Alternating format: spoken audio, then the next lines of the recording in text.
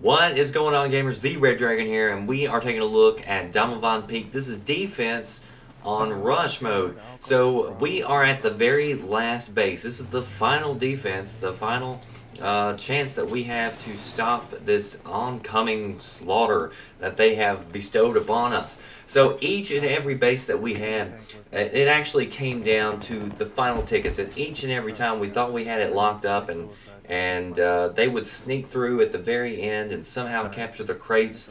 And so this is it. We knew we had to lock this down.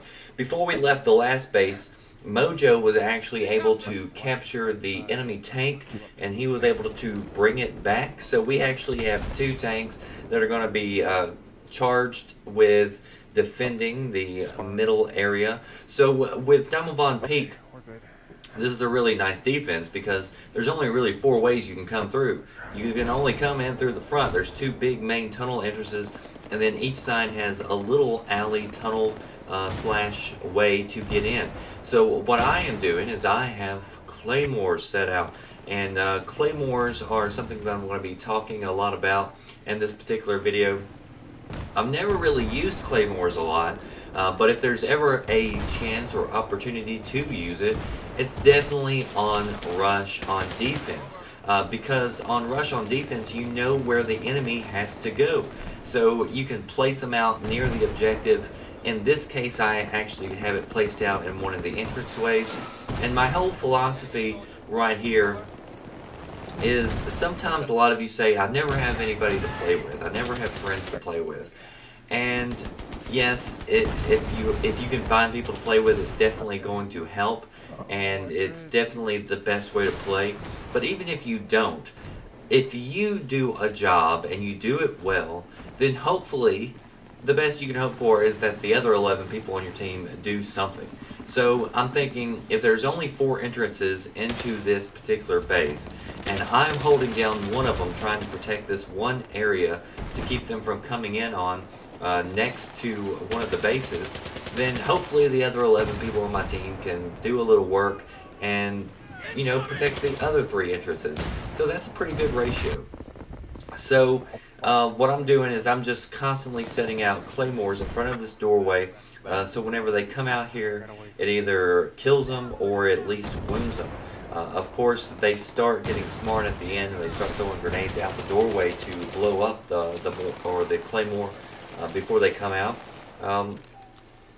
And that's a good thing. I mean, you have to evolve. If they don't evolve, I'm just going to keep on doing this, and I'm going to keep on getting kills with it. Right here, he threw a grenade, which blew it up, so I kept it out and placed another one there. You normally only start out with 1 Claymore, but if you throw down an ammo pack, you can have 2 Claymores out at one time.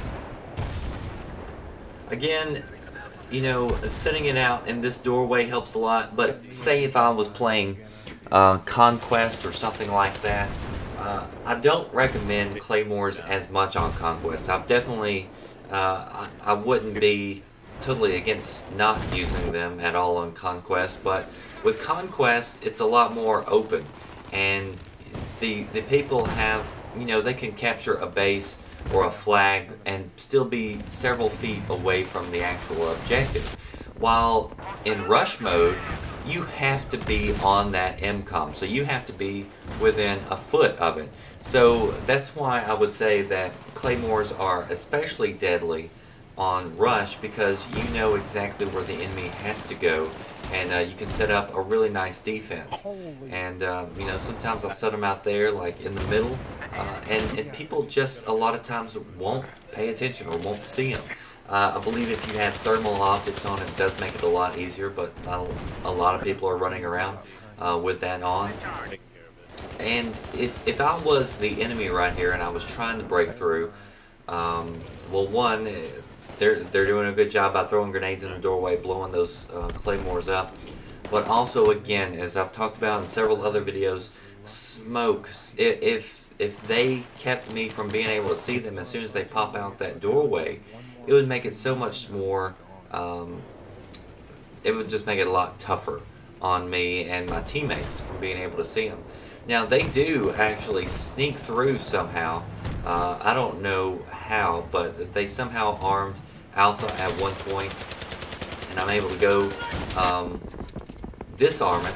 But if you could just sneak one person through it, as I've talked about in past games, that way you could have your squad mates spawn on you, or if you're a recon, you know, you could lay down a radio beacon and have people spawn in the back. If you can just ever break through those lines.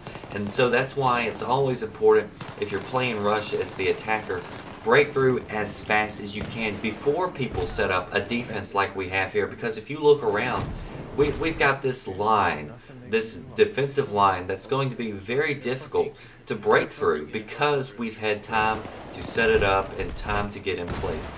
So that's why I like to go in as fast as possible, get the crate armed.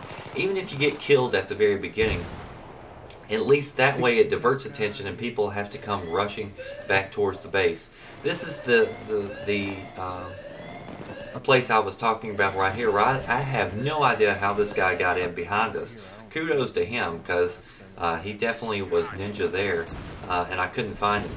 I turned back around because he has to be back here somewhere, and there he is hiding, and it looks like nobody else spawned on him. So, and that actually turned out to be a lot better than what it could have been. It could have been a pretty dangerous moment right there. In rush mode on defense, you always want to make sure that you're actually defending the MCOM stations. So many times I'm in games where the team will be doing excellent. They'll be mowing them down. The enemy team will have just a few tickets left. And all of a sudden they feel like they need to push all the way up and try to get to their spawn point. And then before you know it, somebody has snuck all the way back and they've armed the MCOM station. And so that's why it's important to defend. It's attack and defend. And if you are defending the crate and you're just, you know, you're locking down one entry point, that's going to give your team a better probability of winning in the end if you're actually defended. Because too many times getting cocky and arrogant and running up, you know, trying to push in as hard as you can ends up backfiring. And so a lot of people may say, well, you just camped that one doorway for, you know, 7 minutes or whatever. But, I mean, it was defense. So, I don't know. I'm not going to argue if that's camping or not. But in the end, it gave me the win. And we were able to lock that area down for the most part. And so it actually ended up turning out pretty good.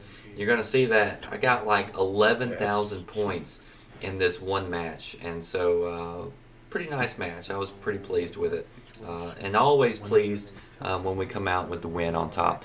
If you want more tips, tricks, hints, be sure that you comment, like, and subscribe. Be sure that you click on the image, that Battlefield image down in the description box. That's going to send you to my Battlefield show that you can actually subscribe to and get updates on all Battlefield videos that I release.